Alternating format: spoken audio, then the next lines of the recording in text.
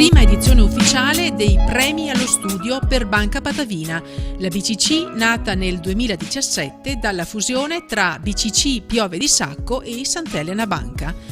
L'iniziativa, nata nell'ambito dei benefit rivolti ai soci, in realtà si innesta in una tradizione ventennale da parte delle due BCC. Negli anni sono stati premiati complessivamente oltre 830 studenti per erogazioni che superano i 300.000 euro. Questa iniziativa fa parte di un percorso generale che un po' tutte le banche di credito cooperativo svolgono. Essendo banche locali sappiamo che hanno una funzione anche sociale, oltre che economica, sociale e culturale. Quindi è un impegno culturale a 360 gradi che riguarda i giovani in questo caso particolare, ma che non le riguarda solamente in questo aspetto delle borse di studio, ma anche in altri momenti della loro vita formativa nel mondo dello sport, nel mondo della cultura, nel mondo della formazione in generale. Ospite della serata la scrittrice e giornalista Cristina Zagaria, tra i vincitori della quarta edizione del premio letterario sportivo Memo Geremia Città di Padova,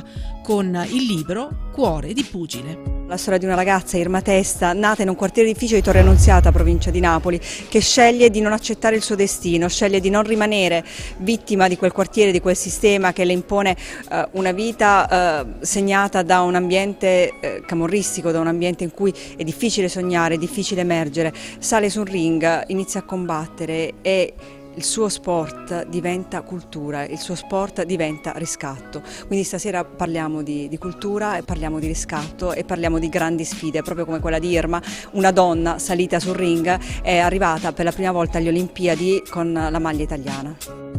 Una sensibilità e un impegno, quello della BCC, verso i giovani, per sostenerli nel percorso di studi e per premiare i loro buoni risultati, anche in prospettiva di crescita futura.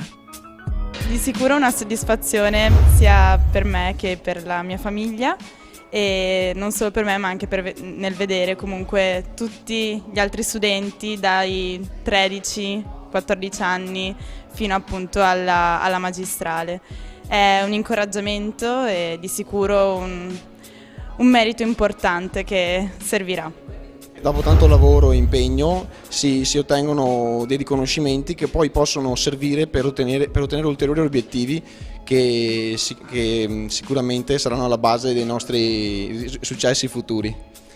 D'aiuto per tutti i ragazzi che si impegnano nello studio nonostante le difficoltà e che affrontano l'università, il pendolarismo, tutti gli sforzi che una formazione comporta, sapendo che non riceveranno soltanto la gratificazione personale, ma che più avanti qualcun altro riconoscerà i loro meriti e li aiuterà a realizzarsi, anche con un aiuto economico che di questi tempi è assolutamente d'aiuto per investire sul proprio futuro. Ci tengo a sottolineare il fatto che il merito non è solo fatica, ma c'è anche il divertimento, c'è anche la passione ed è questo che ci porta avanti. Non dimentichiamocelo anche quando dobbiamo stringere i denti. Stiamo facendo una cosa bella, ricordiamocelo.